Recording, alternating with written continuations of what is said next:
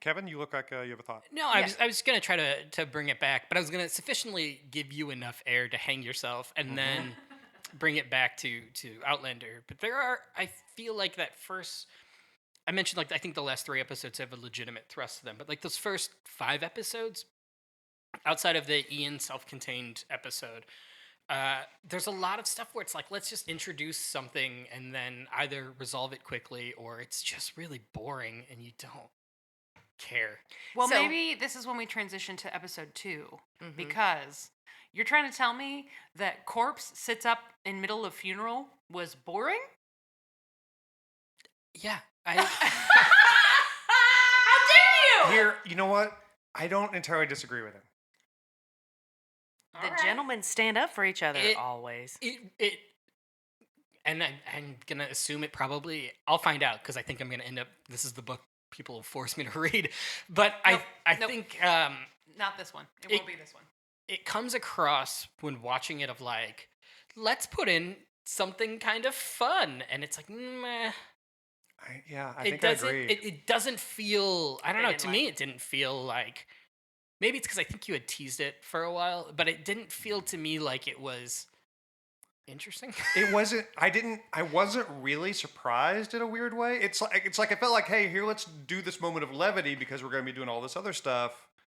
But it didn't. I think I just kind of watched it happen, and then it happened, and then I moved on. I didn't think about it again.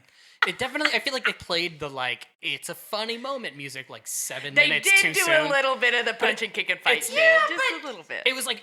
But what are they going to do? Play like Pachelbel's Canon and D? I was probably more Actually, you know what? That would have been much funnier. Like, corpse sits up.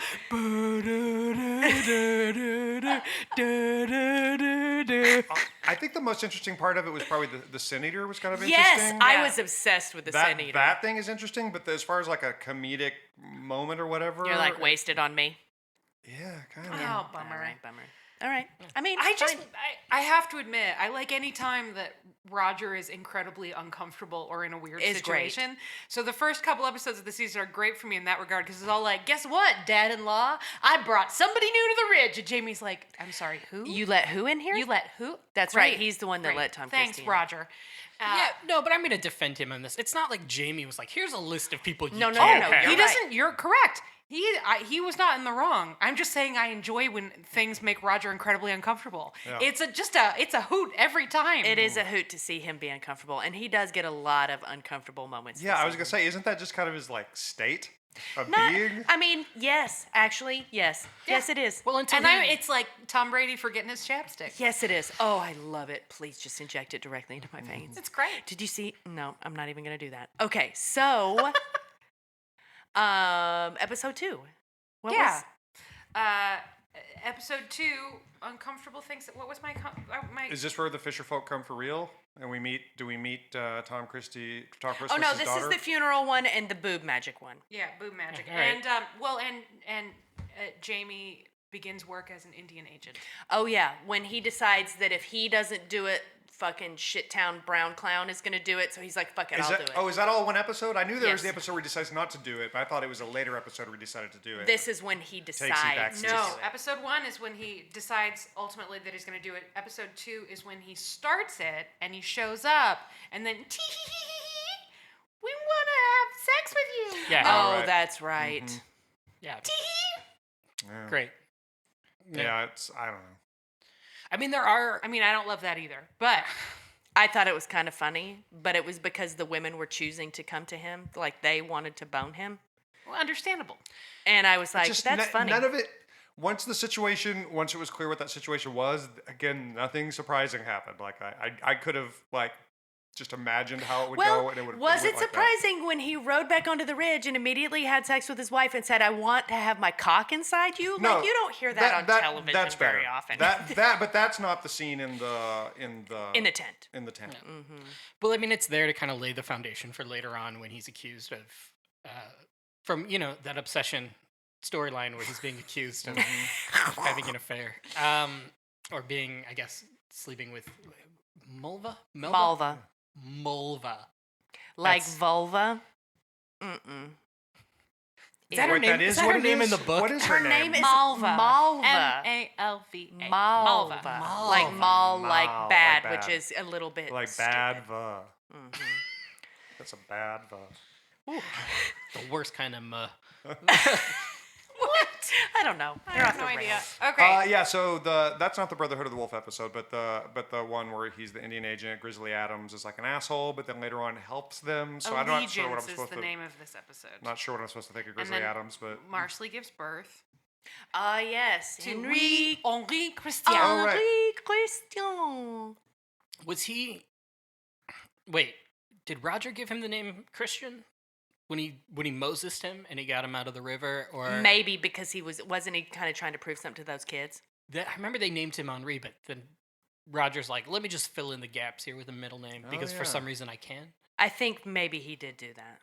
I think I don't have as much that whole memory. scene started, I must have said Moses like 5 times to Kevin Moses. before they actually referenced it. Moses, you impetuous So- fool. I like to imagine that after he got out of the river with the river baby, Roger went home and then had to pull leeches off his ass. You know what? You do like it when he's uncomfortable. It's just really, it really brings me He just joy. looked down at his breeches, then he looked up at Brianna and said, "Guys, guys."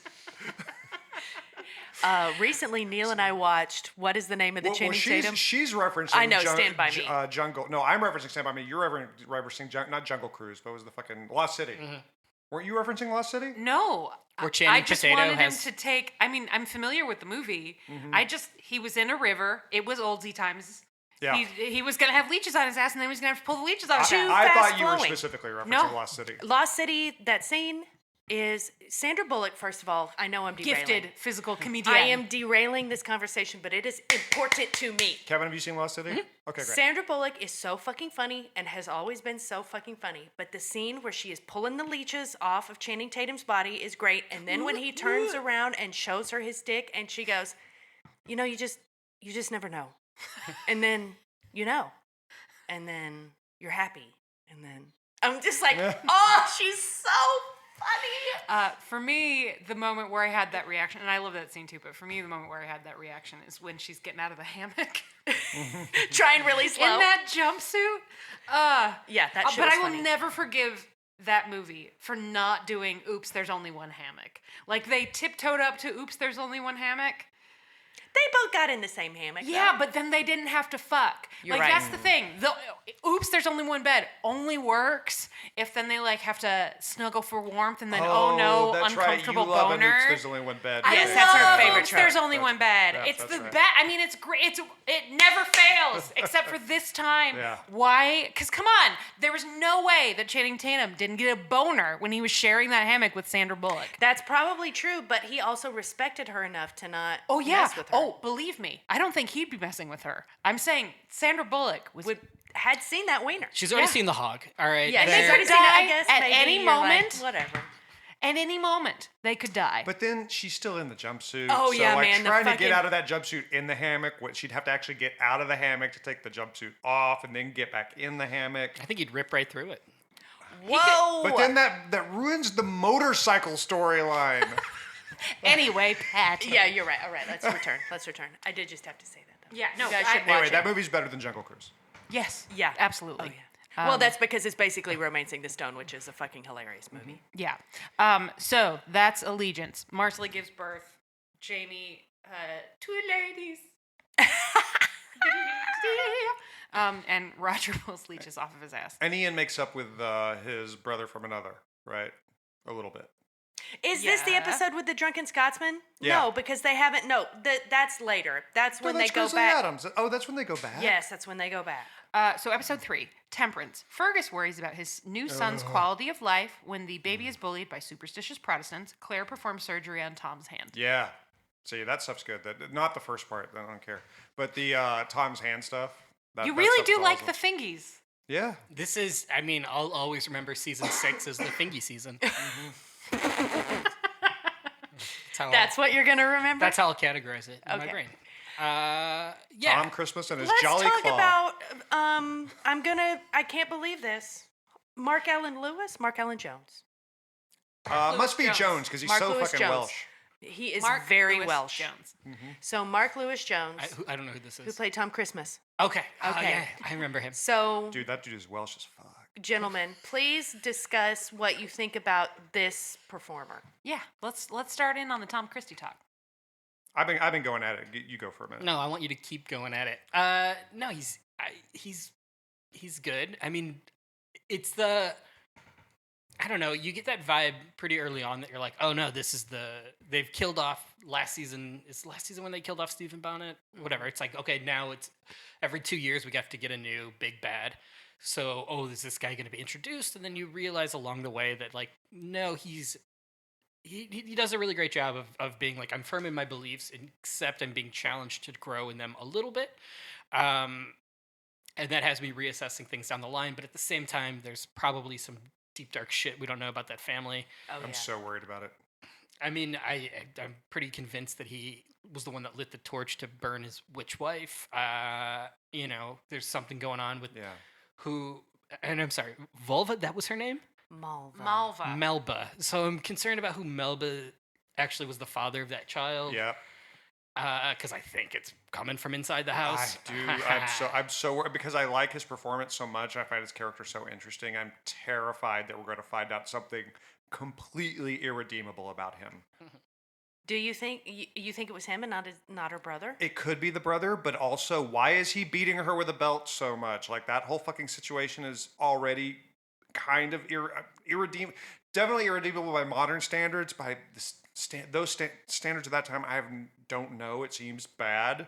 It seems like it certainly contributed to her fucking trauma and the results thereof. But also, yeah, how much did he have to do with the burning of the wife? How much of the fucking folk horror shit that we're experiencing in this season is the result of his controllable actions? Damn. I am not going to spoil anything. No, spoil it right now No, for everyone. absolutely not. But I will say that you're not wrong that Outlander has a knack for flipping the big bad, like rotating big bad. But if there's one this season, it's Lionel Brown. Oh, yeah. It's not Tom Christie. Well, I Is kind of Lionel- feel like the big bad is now just building up to be the impending war. Well, yes, that's actually a better analogy. But if there was a person Yeah. who's like playing the villain role this season, it would be Lionel Brown, who also, I mean, we'll get there when we talk about the finale, but who also I think is a more nuanced portrayal than, say, Stephen Bonnet. Is Lionel Brown the Turtle Man or the dead brother? Turtle Man. Turtle Man. Turtleman. Son of Turtle. Maggie Smith. Wait, what? Yes. Turtleman is. Yes. And now think about his face right now, and then think about Maggie Smith, and you're gonna be like, see it in I the get eyes. it. Yeah. Murder Turtle and Dame Murder Turtle. Yeah. he looks a lot more like his mom than her other son does. Yes. Mm-hmm. Was that guy on Game of Thrones, or what was he on? Lost in Space and Black Sails, I think. Black the pirate Sails. show. That's what it was. Anyway, so Tom Christie, Christmas. the actor, that you're appreciating him, you're appreciating his work, but you're reserved on the character in general. Well, it's everything Kevin said. I appreciate the fucking performance, right? The riding the line, because you keep expecting like him to just, to just go full antagonist, and he never does. He's always like on that knife's edge of like supporting the people that have taken him in, versus like Kevin said, sticking up for his own firmly held, or not sticking up for, but trying to impose his own firmly held beliefs on others. Yeah, like he rides into town. He's like, "You got to build a church," and they're like, "No, we're not going to build a church. We'll build a meeting room." And he's like, "All right, I'll take it." And then, I mean, like he takes. It's Tom Jones, right? Like, Yes, she the gives boat. him Tom Jones, and I don't think finishes it, but he at least cracks it a little bit until Yeah. like it's like he very easily could have been like he could have just burned the book, right? It's not Right. unusual. Oh my God. You have to stay married to him. I know. Oh my God. Okay, so Yeah. No, here's the thing about What's the. new, pussycat? two more. So Two more. I Just to because starts prepare, naming Beatles songs, assuming he covered them at some no, point. here's one. to prepare for the party we were at last night. Yeah. Which was Frasier themed. Neal, I want you to know I was trying to find a specific opening of Frasier in an ad that went with it. and I stumbled onto a must-see TV ad that was Tom Jones dancing with the leads of various NBC sitcoms and going, "What's on NBC Thursday night? What's on NBC Thursday?" That really happened. Man, the can find it 90s on have been YouTube. coming back real hard to me this week.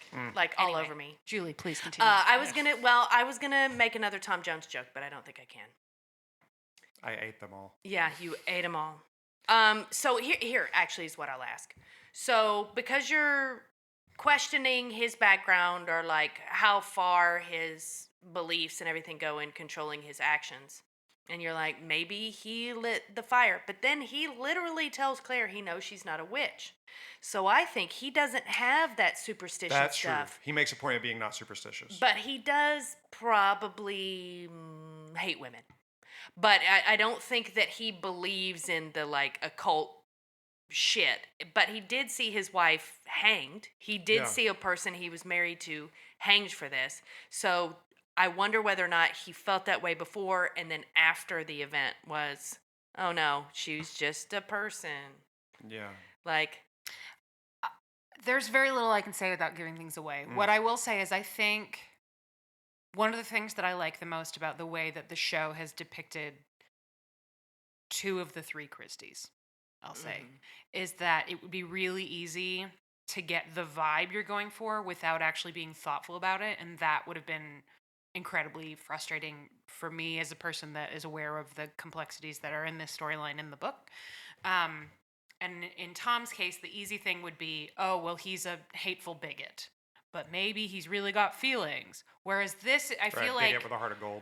yes, but here it's like they're letting the actor sit with things that he has always believed to be true and being uncomfortable and being challenged by them, but not being unwilling to be challenged by them, because what he actually does believe in the truth.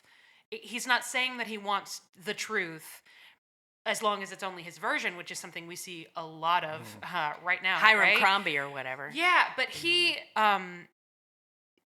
really wants the things he says he wants, even if they end up contradicting other things he believes. That's my impression of Tom Christie.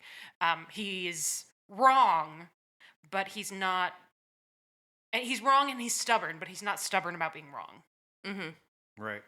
That's what I would say. Yeah, I mean, I don't know. My best case hope for him right now for the future of his past is that we find out that he was beating Malva so much because he suspected that she and the brother were having sex and that the baby was a child of incest. But that's like the Why best isn't he I can beating hope. the brother? Maybe he is, and we just haven't seen it. All I'm saying is when I'm saying that's the best I can hope for, I don't mean that it's good. Yeah, no. I mean And that- also Alan Christie, that's his name, right? Yeah. I thought it was Christie. No, no, that's it's Kris Kringle. a bridge too far. Kris Kringle. That's what it Did was. anybody get my bridge joke I just made there? Oh. Oh my god. No, Julie, you know I love a dated political reference. I did do it though. Yeah, I went right for it. You really did. But Alan Christie, like, who cares? Let's not even talk. I he never want to sucks. give any air He to that character. That's the shitty brother. the brother. Who we're introduced to, and he's already been a lying thief. Yes. And then we're like, I get this guy's probably all And right. he's just kind of one-dimensional. Like he means bad news. He's like a simpering, weird little villain. Like the actor is doing a good job, but the character is so boring that I'm just like. I mean, the way he held Tiny Coffin, like that. That's I don't know. That's when you and I were both like, yep, He's the dad. he's the dad. He's the dad. He did it. That's his baby. Yeah, he's the uncle daddy. Also, the reveal of Tiny mean, Coffin got so we've quite been- possibly the biggest laugh. We've been dancing. No. The reveal when they The lift, reveal they was a lift lot. real Coffin and then there's Tiny Coffin. It was a lot. I mean, It was. I think they used the wrong timing. I think they used the wrong timing instincts on that. You could have done a different shot to show that there was or another just had him coffin in side that by room. side. Yes. Yeah, instead of like the lifting and it's behind it, you could have like done a kind of a pan from the side. It sort of might have been less. Oh yeah, remember comical. 2 people died, Yeah. right? As opposed to this little demon thing. As opposed to the Russian doll fucking thing. Yeah. Yeah. In my brain, they were like, we're going to bury him together. So I assumed both were in Right. the one coffin. And then they hoist coffin 1. And there's Tiny Coffin. Tiny coffin. Yeah. It's Whenever so- you move a bigger thing to reveal a smaller thing, It's always going to be funny. It's comedy. I'm sorry, that is not always true. You know what happens when you remove a wig to reveal a smaller wig? Just snaps, I not was going to laughs. say sheer excellence. Yeah, that's not funny. That's It ain't- fashion, ho. But it's not tragic. But it's not. It is not tragic. That's true. Now- it's not. It's the opposite of tragic. I would like to test this theory. What if the performer has on a wig, and they remove that wig, Okay. and then it's just the same kind of wig but shorter, so it's like a tinier version of that wig. So the wig Good reveal. job. At that point, I think it's pretty funny. It's kind of funny. It's kind of funny. Joyful. And But maybe it's a little bit on the funny side. Same wig, styled exactly the same, just But smaller. That Just is smaller. funny. That's Yeah, funny. That's But comedy. also fabulous. But also fabulous. Yes, Yeah. Also fashion ho. gag worthy. also fashion ho. It's I still called have not fashion watched. ho. I still have not watched. that doing that when I get home. That line is not a spoiler. I know. I'm just telling you. Yeah, totally. I haven't- Just for the listeners. Don't spoil. Don't spoil it for me. Is Yeah. what I'm saying. Yeah, same. Don't spoil it for me. So I don't sorry. even know I what just. the fuck we're talking about. So we've talked a lot about the men in the Christmas family. Oh yeah, so Is let's it- talk about the old gal. is it time Let's get into to- Malva. You know what? Hold on. I'm gonna grab a non-alcoholic beer for myself. Okay. Yeah, you need to hit the hard stuff for. Will you Malva. get my boxed wine that just says Bandit on it?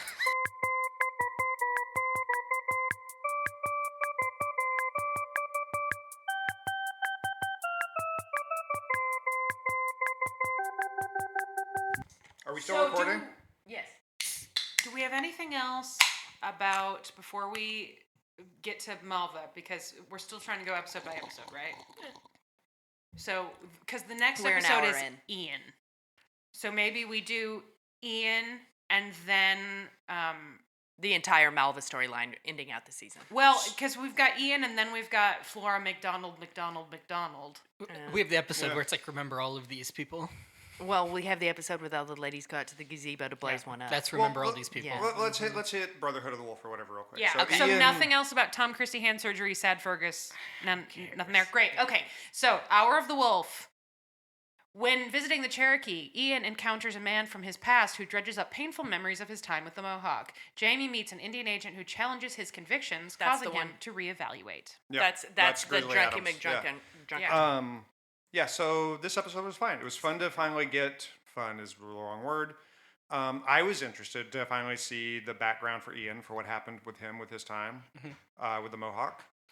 It was pretty well done. It was tragic. Tragic. Yeah, it's It tragic. was sad for Ian. Yeah. He's invited into a family. They kick him out. He falls in love. He's married, and he's just removed, and he has no say in the matter. It's tragic. Yeah. Yeah. But I would say that at the end of this episode, looking at the season so far, my question is, what the fuck is the point of this season? There's like no. If something happens, it's resolved. Or this is mostly a flashback episode. It's like, where is this season This sets going? up the cliffhanger for this sets up the end of the finale. Well, because when the Mohawk come and save Jamie, Oh, okay. this and fucking Yeah. Grizzly Adams is there for that too, which I don't. No, totally no. understand, isn't he? Different person. Yeah, different. It's just they're Are there both. two Grizzly Adams? Yeah, they're both just, There's like, short guys only with beards. one Grizzly okay. Adams, but neither one of the people on the show that we're talking about is called Grizzly Adams. Are you sure? Yes.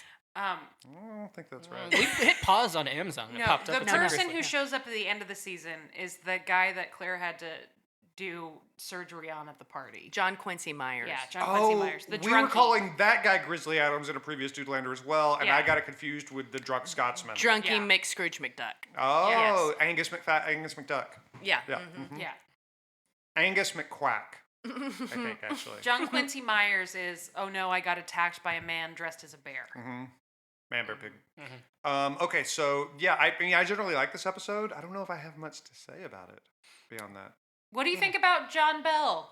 He's been growing with the show. What do you think about? That's Ian. Yeah. Yeah, I think he's doing a good job of growing in the show. I buy him in his new part compared to his old part. Well, I feel like for a while he didn't have much to do. I mean, his introduction, he was kidnapped, so he's a MacGuffin, and I think that like now, this episode is I think one of those first times where it's like, yep, you're gonna carry the bulk of the A story in this episode, and he did a nice job. You didn't feel that way about the Gala shit? Remember when she kidnapped? That's the blood episode. Remember? Yeah, but he's. He was a kid, supposed. I to be a mean, kid. but he we're going in the way back mean, machine on this one, but yeah. my memory is he was kidnapped, spent most of the time on the boat, but you're not following him really on the boat. When he's a prisoner that's going to be murdered so she could go through the stones, not really about him so much as like he's a prop to facilitate her story. Yeah. So this episode is different. This is him. You're leading the story. It's about you. You're going to have to carry a lot of the weight of the episode, and I think he did. Nice job. I will say that this isn't about him specifically, but I did like this episode. I appreciated the spot it set, where it sits in the story. It did make it kind of weird and awkward later in the season when he comes forward and says, "Oh, I slept with Malva too." Was like weirdly random and like not incongruous with this episode, but I don't know. it's directly related to this episode because he says it was the first time since my wife that I was with someone who seemed like that she actually wanted to talk to me and she was interested in the things I had to say. And then I told her I couldn't do it anymore because I was still in love with someone else. Yeah, but her?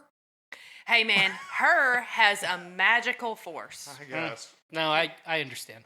I understand. All that. right, just me? That's cool. Yeah. I can accept that. Yeah. Her knows how to make everybody feel special, Yeah. and that's a superpower. Okay, but yeah. Anything else was there another storyline in this episode besides that? That was when the drunky McFuckerton tries to shoot. And he knocks the gun out. They of go his full hand. Hamilton for an episode. Yeah. He missed his shot.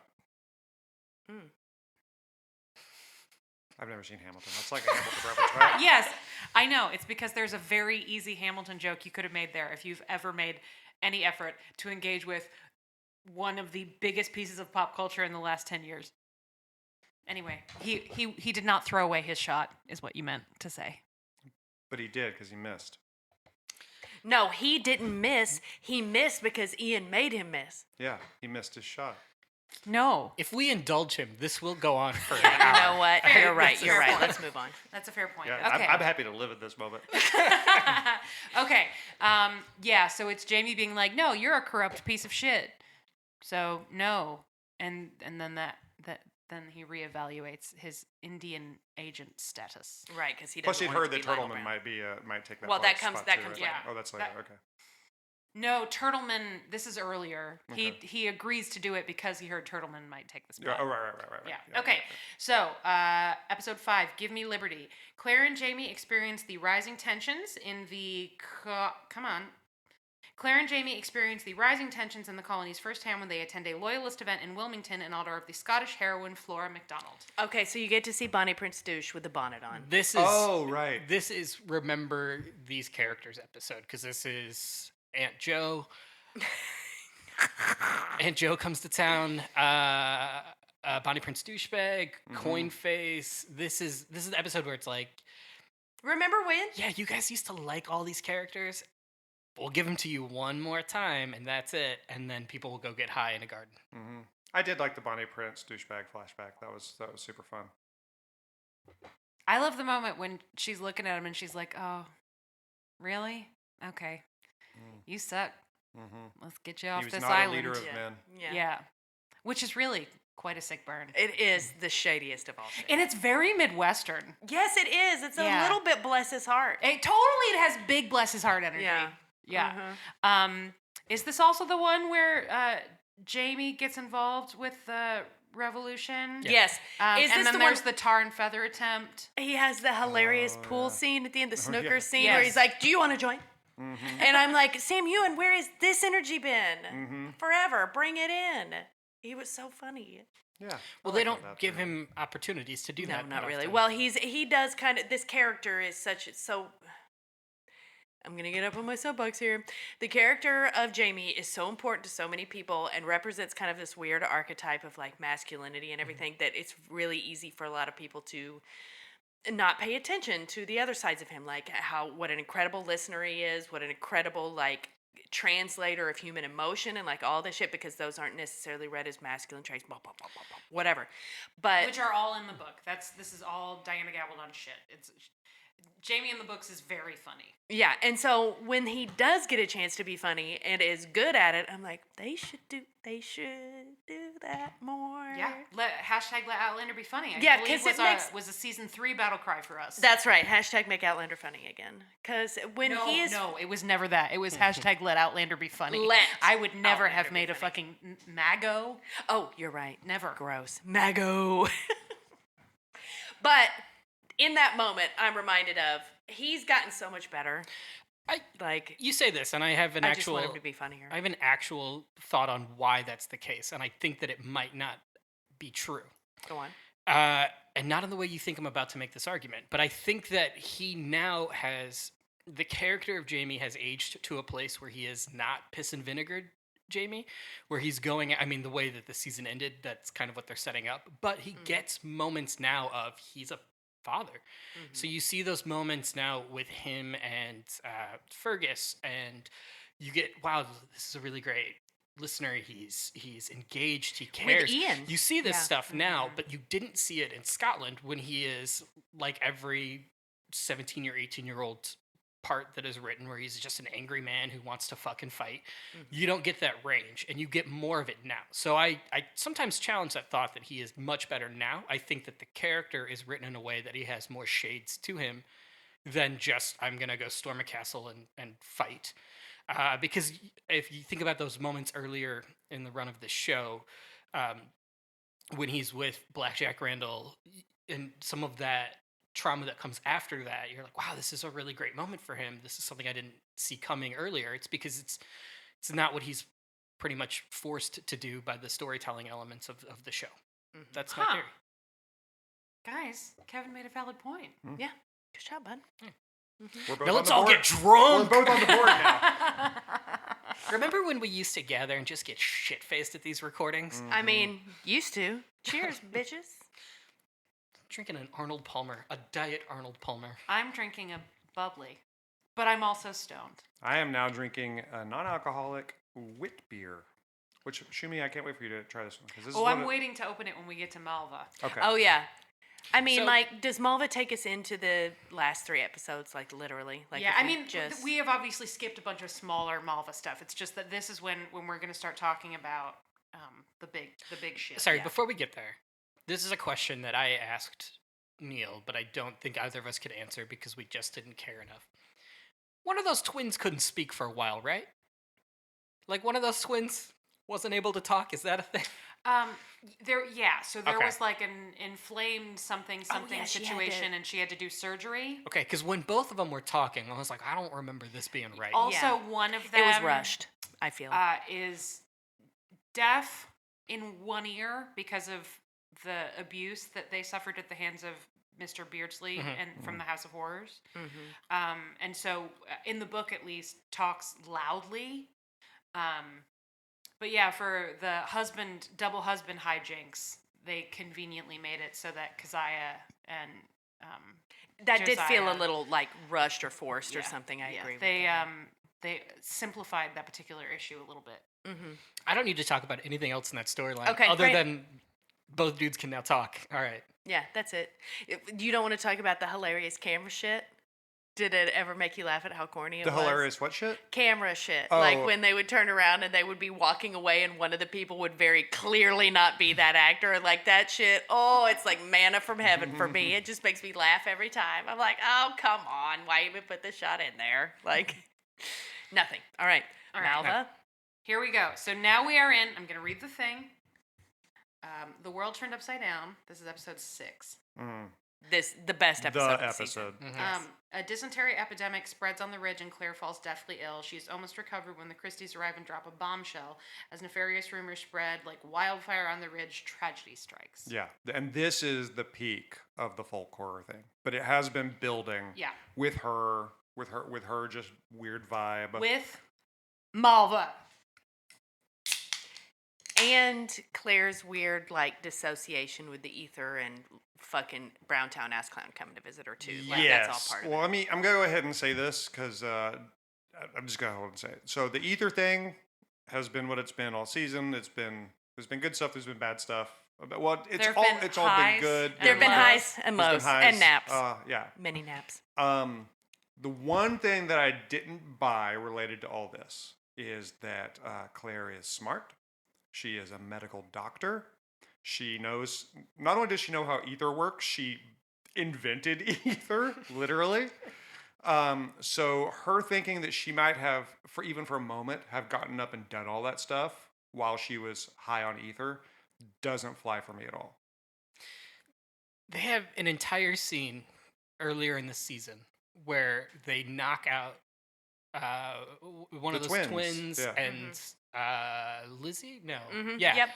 and they're all like, "Oh, completely immobilized." They Mm-hmm. show you everything that refutes that scene, Mm-hmm. and yet And I we know don't- she didn't do it. I It's just don't that she think- thinks she might have done it. Well, Doesn't but But matter. I don't think that she thinks that she zombie walked while she was on ether and did all of this. I think that she thinks that there's a chance because she has a dream about it that she woke up, had this confrontation with Malva, did something horrific, and knocked herself out again. Because she's so fucked up at this point. Like at this point, she has been doing this. She's hallucinating. She's someone hallucinating who isn't all there. the time. She is like hearing the people whistling songs from 1945 or Yeah. whatever. Just don't but buy that no, because that's an actual thing. Because that guy, Yes. Yes. What I'm She's- saying is her Yeah, existence but she has been. thought it was a hallucination because she wasn't sure. Yeah. Like the whole thing is just that she's not sure. I hear what you're saying. It just doesn't fly for me. It's think about this piece of it. She has this dream, like presumably when she's in the process of waking up from her ether nap, right? And she looks out the window when she's conscious, sees Malva storming her way. Is like, nope, I'm out. I can't fucking deal with this. Takes her ether nap. While she's out, has a dream or hallucination of Malva coming in and they're having this confrontation, and she says she's going to murder her. And then she wakes up and goes outside, and there's Malva's body. Mm-hmm. I would absolutely freak out that there was a chance that I somehow did that, if that was me. Especially if you're in she's in such a fucking state Yeah, at this she's point. not stable. Like, I'm not saying, I think that your point about the medicine is right, but I don't think that she thinks she did it while she was on ether. I think she is suffering, and she hasn't allowed anybody in to help her yet, and she is trying to navigate this thing, and she is literally losing her mind. I can see how all of that might lead someone, might make it work for somebody. It doesn't. None of that makes it work for me. I mean, I don't think any it's of a us are small supposed. point. The her thinking she might have done it Well, is a also, small point. I don't think any of us are supposed to believe that she did it. No, I don't think No, so either. we're not. No, we're not supposed to believe that Yeah, she did it. that's we what I mean, are it's a small supposed point. to believe that for Claire, in her mind, the way she is right now, she might be confused. Well, especially because they've spent a whole season with the shittiest ghost on the planet telling her that she's a garbage person, right? Like telling her that she's a terrible person. Casper the Friendly Ghost was in this season. yeah, that's that guy. That's the shittiest ghost. Devin Sawa wants an apology. Devin Sawa was only on set for one day, madam. I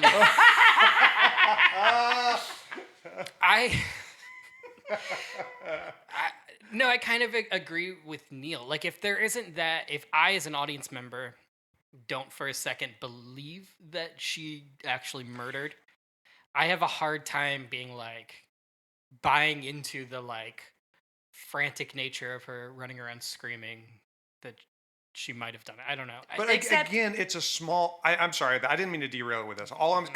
Because I don't think the audience is supposed to think that she did it, and I think it's just a sort of a small part of her larger trauma that for some time she thinks she might have. That one thing I didn't buy, a thing that I largely love. I think the larger point is that it doesn't matter what she thinks; it's what everybody else on the ridge thinks. Mm-hmm. Yes, totally. So- I think it's both. You Yeah. understand why it is that it's a horrible situation regardless, but it's made more horrible because she's already been dissociating and there's this ambiguity and she already clearly thinks that she's a terrible person. So now it's just reinforcing things she already hates about herself. And now she right? knows that everybody's Yeah, looking at her like but it's also making it clear how easy it would be for even people who know and like her, not people who know her incredibly well, but people who know and like her, who are like, maybe she's a witch, but she's a good witch, right? It's easy to understand why they would be convinced that that's what happened. And to that point, I was really not looking forward to starting episode 7. Because we ended episode 6 with her elbows deep in that woman's fucking uterus? Well, because what I really assumed was it was going to be everyone but Jamie, basically, up in arms that she'd murdered this woman and her baby and ripped it untimely from her womb. Well, episode 8. That's what happened. Yeah, I'm just talking about my experience Yeah. of how I felt leading out of episode 6 and into episode 7. Dread. Yeah, I had a real sense of dread of how it was going to be received and what the next, or at least hour of my life was going to be like when I watched that episode. Right. So let's transition into actually talking about Malva. Jessica Reynolds, the actor that brought this character. I think this character, at first blush, it's very easy, and Allison and I have discussed this, to immediately assume that it's going to be one thing. Right? It's going to be the hot young thing coming in, stirring shit up. Here's Wednesday Addams. Manipulating. Like, blah, blah, blah, we're doing all this.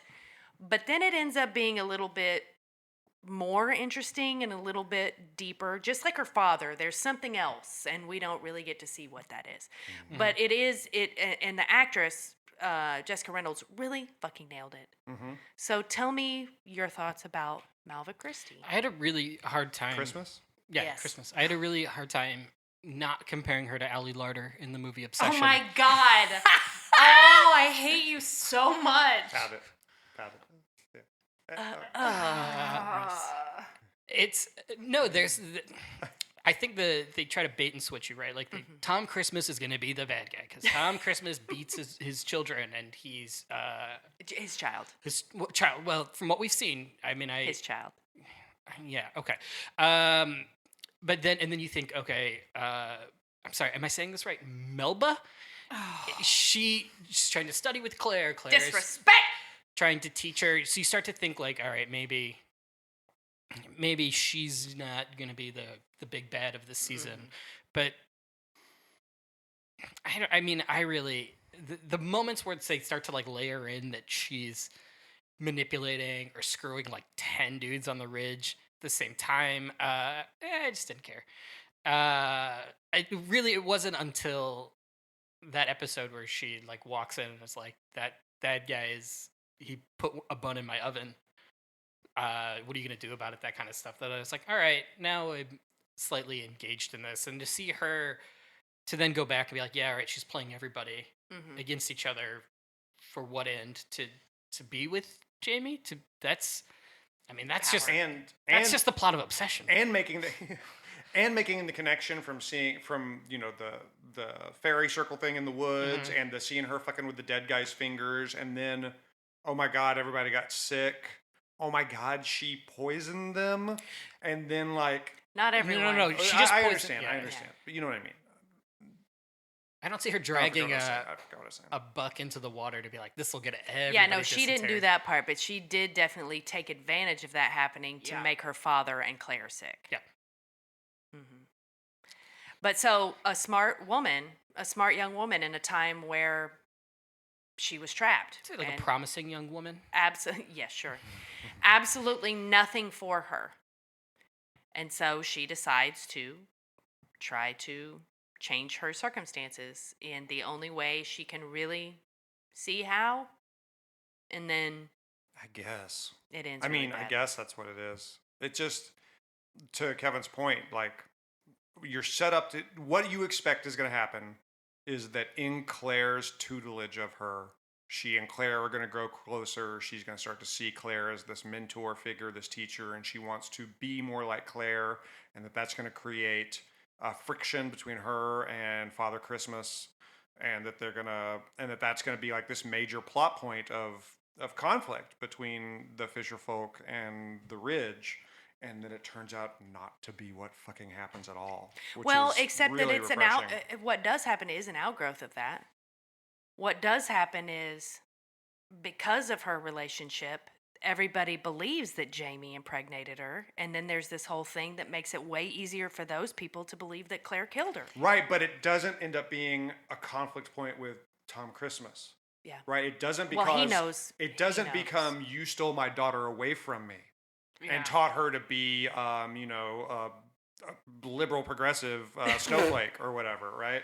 It was, in fact, his daughter is murdered, and it still isn't actually a wedge fully driven between him and the Frasers. Because he knows who did it. Well, I think it's what I think is interesting about it is the reactions or the things you both described are a lazier version of the story it would just be that Malva is blameless and she's just a smart kid who wants to do her best and she's got this piece of shit father. Or it would be, oh, she comes in and she's the pretty young thing, and so she wants to claw her way up in the world, and so she'll do that by being a manipulative, sluttity slut, right?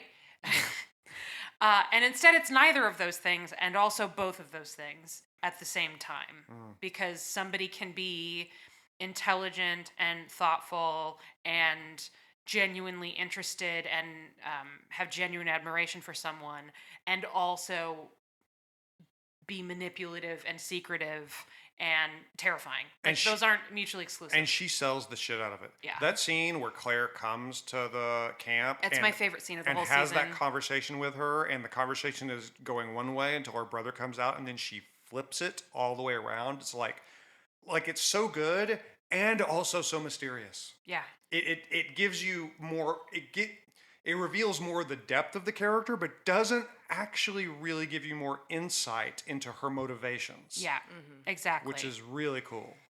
It's like it reinforces how little you can be sure about which Malva we see is the real one. Which of the Malvas we see are the real ones, I should say. Yeah. And then she's gone.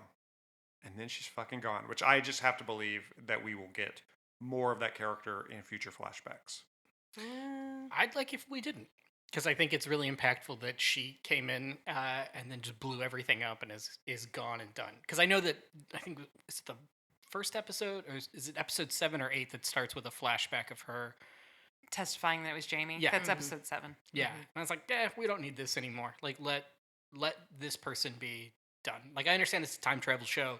You can go back in time. They've definitely done that storytelling wise. Well, they'll show you scenes that'll inform it. I don't think they will either. I think it's no matter how good that actor is, right? Because sometimes I think in that first season they wanted to get Frank back, not specifically Blackjack, but like Frank, where they would be like, let's invent a scene with Frank, right? But I don't think that they would do that here. Well, and they wouldn't have to. Like, there are still Frank things from the books that we haven't seen. And also things that we can still learn because of what we know about what he knew about Brianna. So there is still stuff that you could do with that character if you really wanted to. Whether or not it would work, I think, is another question. But with Malva, anytime she comes back from now on, you're right, it's going to diminish the power of realizing that this was very obviously a woman in trouble, and she comes so close, or at least it seems like she does, to telling Claire what the fuck was going on, and then it's just gone, and it was so close, it was right there, and then that chance will never happen again. Well, and here's a subjective in the books question. Yeah. Is the Malva character and her immediate storyline better in the show or in the books to you? That's a tough question. Maybe better on the show, and it's because Jessica Reynolds is so good. Because all the stuff we're describing also comes through in the books. Not being able to know what was really going on with her and what her intentions were specifically. Because you're going to find out more about the situation, right? Both of the other Christies are back next season for at least an episode, maybe a couple episodes. I don't really know how long they'll drag this story out. But Malva, I mean, that's it. She's dead. There's nothing more you can learn. And the books do that as well. But you also get more just because the books are also really long. So if you had asked me if there was any chance that I would say I'm not sure a year ago, I would have said, no way, the show's going to screw this up. It's going to be infuriating. And the best that they'll do is okay. And the writing was better than I expected, but that actress, Jesus Christ. Killed it. And by it, the show, not the baby. No, she didn't kill the baby. No, she didn't. But she was, as Neal said, that scene where she just turns. That's my favorite scene of the season. We'll talk about the Jamie and Claire scene too, obviously. Oh yeah, we got to talk about that. But that's that's the scene I've thought about the most since the season ended, is Malva and Claire at the camp. Mm-hmm. But also the scene with Claire and Tom in the camp is really good too, where she asks for the stool sample.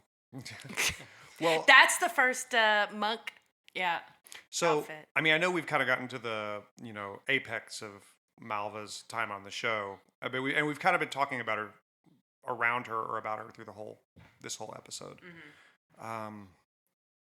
Yeah, for me, just as really the locus of this whole folk horror vibe that they created, was just amazing to me, and was probably the best stuff about this show. Was all stuff that involved her and her storyline, her performance, the other people performing opposite her. Well, I mean, that turned it around for me. Like those last 3 episodes is when her story takes the A story in those 3 episodes, and it's so much more interesting than like Roger being like, "Should I be a minister?" I don't know, like that. Who gives a shit? I don't do something, do literally anything. But like with, and I'm sorry, I don't think I'm saying this right. Merba, Oh my god. she. It is. It's just it's interesting. Like things are happening, and everyone's response to it is either interesting or like reveals something about them. It gave those last 3 episodes an actual thrust to them that I feel like hasn't really been there for several episodes. I mean, in the first half of the season or in seasons past. I want to document this. Will you, the two of you, please hold this? It's a piece of paper that says Malva equals good. Wait, who's Malva? Oh my god. Yeah. Hold the thing, Kevin. Fucking buttholes. All right, great. Thank you. Coming soon to an Instagram near you. What is Instagram? Oh my god. So It's yeah, like TikTok, but way slower. Malva thumbs up. And with more shopping. Yeah. Jessica Reynolds, definite thumbs up. Yeah. That actress really came in and fucking nailed it. And guess what I found out? She is on Dairy Girls season 3. Oh, that's exciting. I cannot wait until I can see it in the United States. Who's with me? All right. So wrapped up in the Malva storyline, obviously it's very fraught. She's moving things and then all of a sudden she's not moving anymore. But there are 2 scenes that happen as a direct result of her that don't involve her. And they are both Claire and Jamie scenes. And there's the one in the stable right after she comes in and tries to accuse him of being the father of her baby. Mm-hmm. And that's one of my favorite scenes in the entire season. Yeah. And then there's the scene that Claire has with Jamie when she finally tells him about her struggles and the ether addiction and all that stuff, where she actively becomes like really vulnerable to him and tells him what's going on. I don't think either one of these scenes would have happened, obviously, if Malva hadn't pushed this issue far. Because Claire, I think, if Malva had not been an issue, Claire would have just kept trying to pretend everything was fine forever. Yeah. I mean, eventually Right? she would have fucking spiraled, but yeah. Yeah. So, what do you think about? It's a different time in their lives together. Obviously, she went back to the past to be with him, but now it's like settled. She's been there for like 20 years again now, right? No. How long has it been? Like 5? Like I don't even know what time means on this show. I mean, how old is Jem? Like 5. Okay, so like 5 years. Okay, 5 years. But she settled into a life. I mean, And look I at think those he's windows. younger than 5, but Look yeah. at those windows. Yeah, She there's settled- a lot of However windows. long it takes to make those windows is how long. They've been there she's 40 years. But it feels like she and Jamie, and this is a point that Kevin made earlier about Jamie, is like settling into a more mature is the wrong word, but more adult, more like reactive phase of life where you're taking your experience and like using it as opposed to fighting about it. They're married. Yeah, like real Like married. real grown people married. Yeah. Real fucking partner married. And to be able to see these scenes, like, do either one of you have any thoughts about those 2 scenes, or did they just not jump out to you the same way that they did to me? They didn't jump out to me the way Okay. that they did to you. I mean, they're good scenes, and they're like it's always good to see them kind of come together because that's what the point of this show is, right? That's why she went back in time in the first place, right? So to have that, I mean, because I think a lot of Well, no, she went back in time in the first place by accident. But yes, the second time. The second time was Yeah. purely If for you that don't date. believe in fate, thank you. So it's nice to get them in like a 2-person scene where really like reveal some shit instead of the normal day-to-day conversation stuff, right? Like, I don't know. I think they're fine, but they didn't stand out to you. No, nothing about the show stands out to And I me. think, for better or worse, the success of the show is built on the baseline of how good the duets between these two are. Right? So those being good is kind of, those being solid to good is what you kind of, I think, expect with this show. Because if they weren't, this show wouldn't have gotten this far. But so that, yes, they were good, but it also doesn't surprise me. So they didn't jump out, probably. Okay. That's funny. They surprised the hell out of me, but it's because a lot of the writing for the Claire and Jamie scenes has not thrilled me in recent seasons. But that I thought was really smart writing. Like really, really smart writing. The scene where she talked about all the different names for him boning her, that's not good.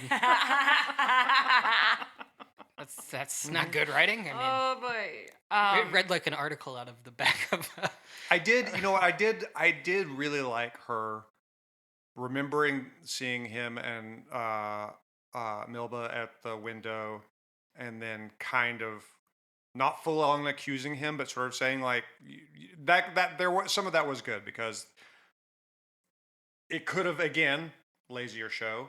All of a sudden, we've got a rift between our lead characters, right? But I don't know. But then with this show, you don't really expect that to happen. You expect them to find a solid way to work that shit out. I think, the strength of the show is the two of them against the world instead of the two of them against each other, right? Like, I can't think of... Right. It's like Idris Elba and Beyonce in the film Obsession. That's okay. No, it is. It's Idris and Beyonce. Well, I mean, she Ali does have to Larder fight for him, outacts I guess. Beyonce in that movie, and we all know it.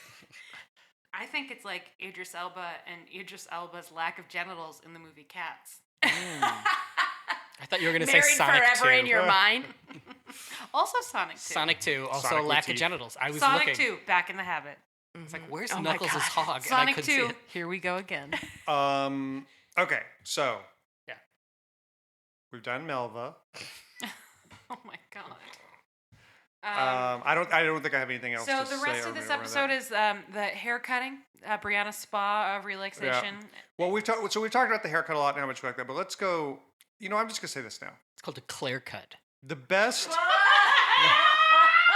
You piece of shit. I think, the absolute best thing that comes out of Brianna and Roger in this entire season Oh my god. is just getting to see Marcelly not give a shit about matches.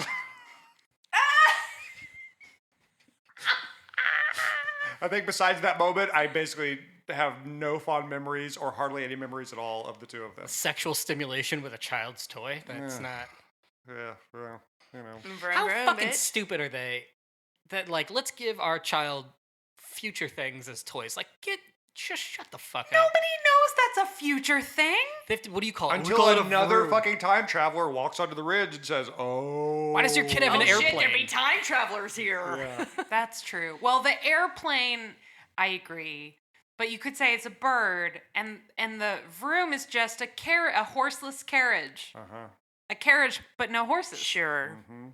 Once again, let's Yeah. just wait for Because another I mean, time traveler. look how good I am at carving. You think I could carve a horse? The Beatles are a bigger worry. Our kid's gonna get so angry at us, he's gonna run through the stones and disappear for. Oh, fuck you! I I mean, you're worried about beetles. That seems like they're worried about lice. As soon as this is done, you and I are gonna give each other haircuts to see if we're related. Yeah, we're gonna comb for nits.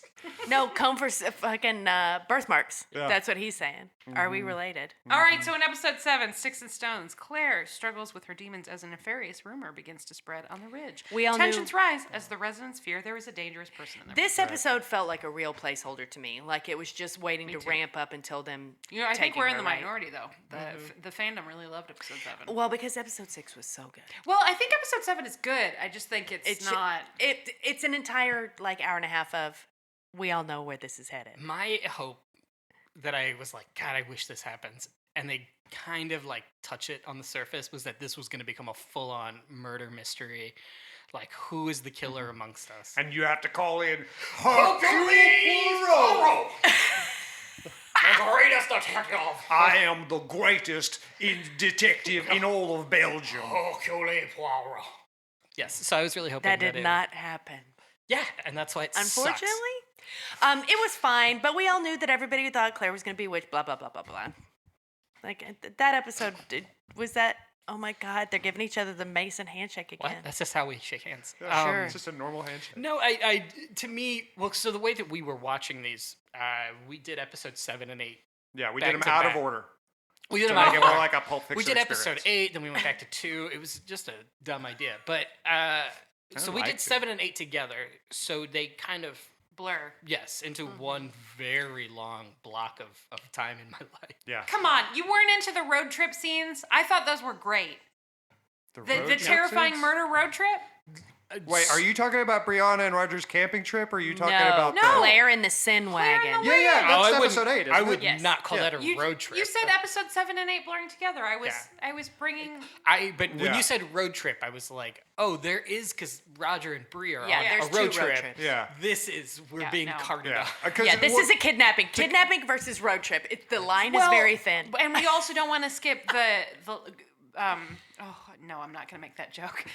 The great window explosion. Oh, yeah. The right. showdown on Shit Mountain. Yeah. When all your Window windows mountain. come home to roost. Is this all the cat is in this show? Because I was sort of more excited about the cat earlier on in this show, and now I'm just like, so this cat just like is in like 1-2 quick shots per season. Well, and that's this it? season we got a little bit of Claire talking to him and Tom Christie trying to decide whether or not that would make it weird.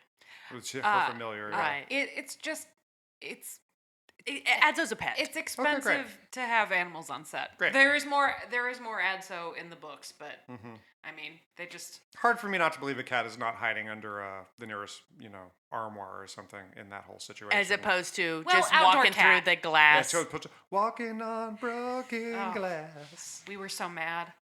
Guys, we were so mad. I'm still mad. And I did like that scene. Is that scene 7 with the shootout? Episode 7. yeah. Episode 7, sorry. The shootout. That's in episode 8. Oh, sorry, that's the beginning God, of that's episode 8. episode- see, Right, they because really does remember all flow episode together 7 for me. was just Episode the long 7 is at the end. He's like, "We're coming for your wife." Yeah, that it's one. just Claire trying to We're decide whether or not she did it. Coming for your wife. Yeah. What?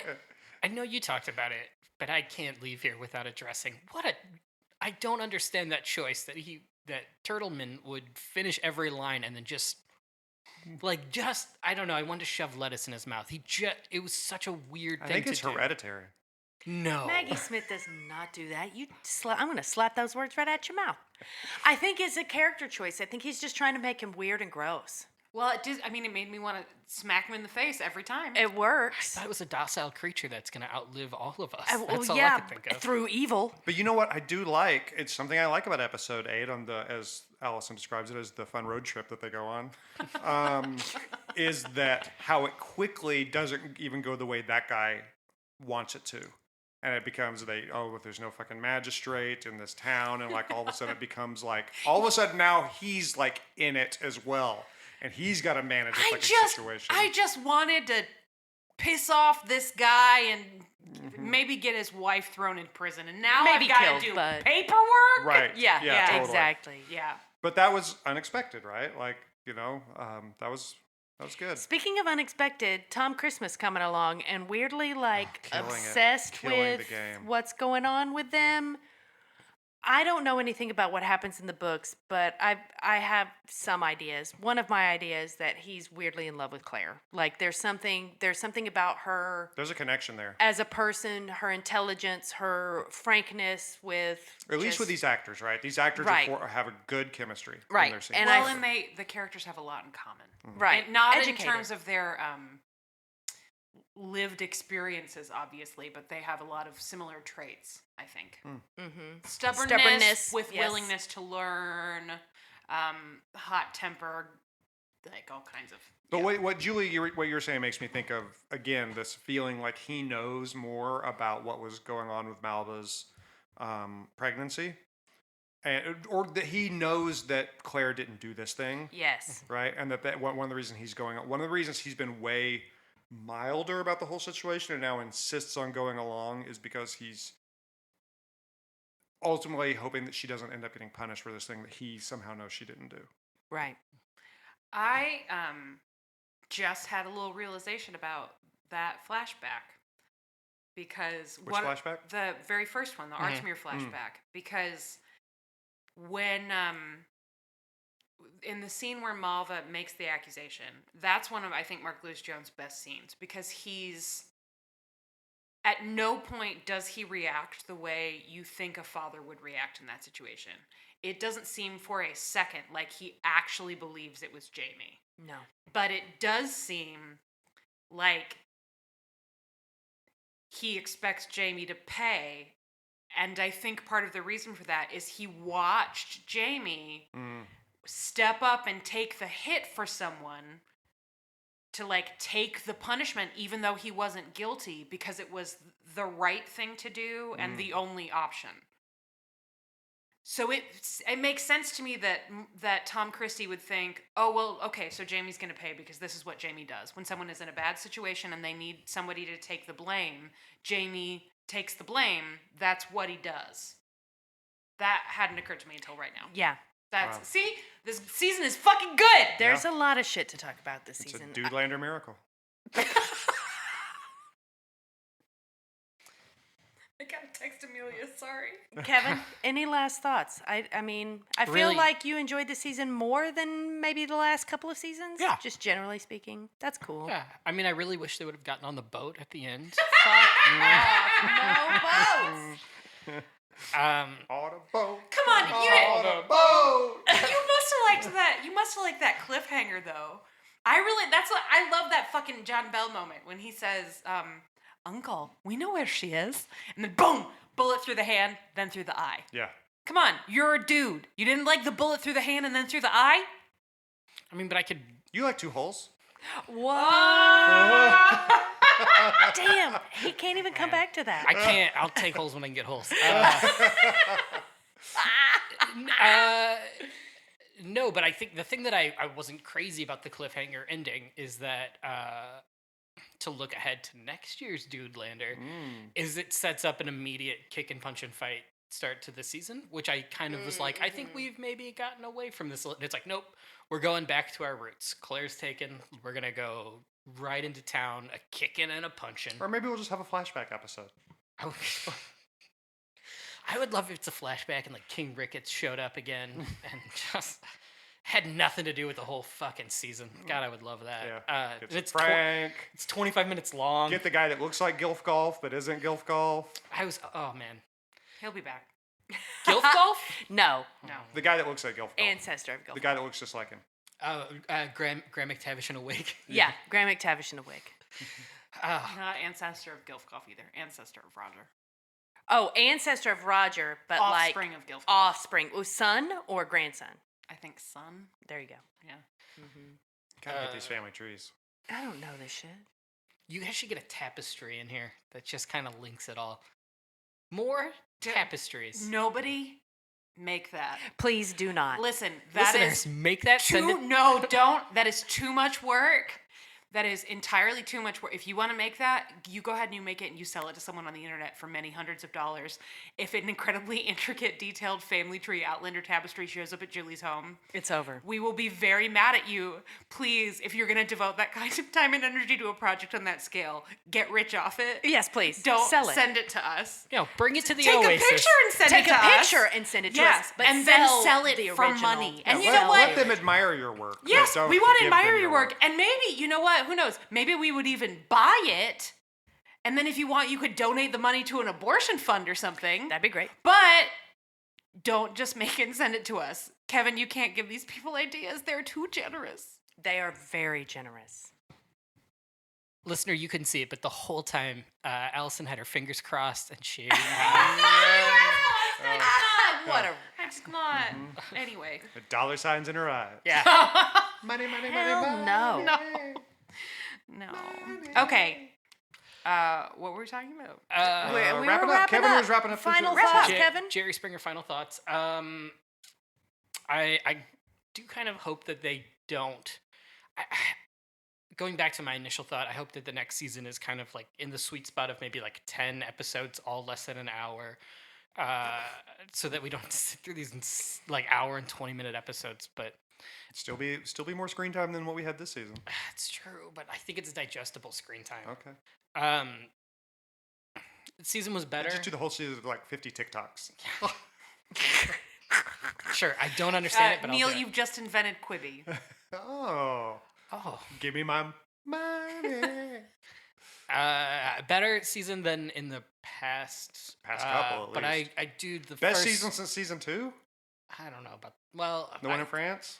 the fact that I can't remember outside of one of them was on a boat. There was a season with a boat. Season 3 was There was a season in like Jamaica or something. There was a season called Culloden or something. None These of that guys is are accurate. morons. I'm not endorsing Neal's points there, but I'm also not disagreeing with There Julie's was boat, assessment but of a us. river boat. But you're saying that this season was a more effective outing for you both. Perhaps it's recency bias on the last like 3 episodes, because the first Mm-hmm. half of this season, there was times where I was like, well, I don't know what this is going towards. Or See, where I this think is. I'm not suggesting that you do this. Please do not become alarmed. But I think if you were to go back and watch those first 5 episodes now, never happened. I know. I'm not saying it should happen. I'm saying if you were to, because you've been watching the show differently, because frankly, the writing has not always been great the last several years. So you weren't necessarily looking for like intricate writing and character development. And now what you learn in those last 3 episodes, if you were to go back, I bet you would think that they were better than you do now. Not that you should, but Or will. Yeah. I'm not. yeah. Shan't. Just the book. Let's fucking do it. Oh my god. Dudelander Part 2. No. No. No. All right, Neal, final thoughts? Dudelander Redux. Yeah, I think this might be my favorite season since season 2. It just had a lot more shit that's more naturally in my wheelhouse, with all the horror and dread stuff. Really loved the Malvo character and the actor that played them. Really loved Tom Christie and the Welshman that plays him. Christmas. Yeah, Sam and Katrina are good.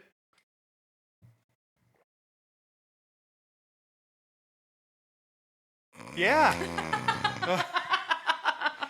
Well, thanks, dudes. Thank you both. Yeah. We appreciate your continued involvement in this endeavor. Would you like to make any predictions Oh, yeah. for season 7? Well, since season 6 was Obsession, season 7 is probably Carmen a hip opera? Yeah. There, I made Kevin laugh. I've gotten everybody at least once this episode. Yeah. No, I think. Oh God, you know what? This is my prediction for season 7. Obviously, Claire goes on trial, and it becomes like a really long, season-long, the second half of an episode of Law and Order. Oh, just bottle episode in the It's courthouse the whole it's time. 10 episodes of like the trial of the century. Testimony. Yes, and then at the very end, they all put on Scribes, ether masks. scribes rushing out to the printing presses. Yeah. for To the the latest Onion. updates. No, there's gonna be. I think Lonian. because I think this is what 1773 is the year that this season was set in, or 74, somewhere in there. It's Yeah. we're like. Right before. We're Yeah. inching up on the war. Yeah. So like next season, I feel like is gonna be 100 cameos of like this Like- is my friend Benjamin Franklin. here's George Washington. Yeah, it's gonna be that Oh my bullshit god! that I and it's fucking gonna, hate. And 100 attempts by them to change the future, and failing. Or them over being and over like, again. if this thing doesn't happen, there won't be an America. So now we've got to get in there and like. yeah, do they this don't thing. want to change the future. They want to not die in a fire, That's true. You know what? That is changing the future. That's We true. didn't die. or in at a least it's fire. changing the news. Mm-hmm. Yeah. Wait, what was the name of the paper that was printed in? London. Oh God. Oh my God. Get All me out right. of here. Is that your prediction then? London. Okay, great. Well, in just 18 months or however long it's gonna fucking be. No, they're in production now. It'll be sooner than that.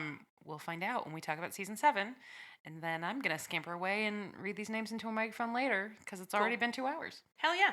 Bye. Bye. Oh, thank you, gents. Thank you for watching the show. Yes, thank you. Our pleasure? You're welcome. And that was the end of the podcast that you're listening to. Thank you for listening. You can find us on social media. on Instagram at Podlander Presents and at Sickburn Jane and at Podlandercast and at Podgerton Bridgecast and probably other places eventually, but for right now, it's there. You can look for those handles also on Twitter. You can find us on Facebook.com/PodlanderCast. You can also find us on Patreon, where you can support the show, get access to bonus episodes, our live crowdcast events, all kinds of fun shit, our Slack. Yay, fun, lovely things. We want to thank all of our patrons, but especially the following wonderful people who, for June, made it possible for us to do this show with extra dollars. So thank you too. Here we go. June 2022. Doc JWS. I saw Goody Proctor with the Devil. Kelly Armstrong. Sydney Taylor. Just Bree. Catspaw156. Maddie Perkins. Snazenak. Lisa Brienne. Julia Gulia. Kathleen Martini. Lauren Tennant. Kelsey Kemp. Emily Day. Betsy English. Kaylin Reddick. Jen Collins. Ashley Teaguson. Tina Barnett. Nicole Rodriguez. Kristen Freckle Fury. Laura Colm. Amelia Bazell. Liz and Tinkerbell. Stella Welch. Tori Halligan. Claire Feeney. Rochelle Lefevre. Amanda Smazza. Jerry Hurdle. Emily Carlson. Amy Gustafson. Rachel Townsend. Kelly Mazzella. Chantal Salters. Mary the Falling Statue. Tara Lucchino. Viv Pickles, a.k.a. Laura. Mary of the Grapefruit. Jenna Polkowski. Ann Gibson. Ruth McCormick. Kara Marlowe. Trish McCrary. Julie DeToy. Jen Lynn. Kelly Bodden. Amanda Newton. And Kiki. The Wise. Thank you so much for joining us. We will be back next week to talk about more dumb shit. Bye! Was that okay? Yes. Okay. Maybe just leave that part in too.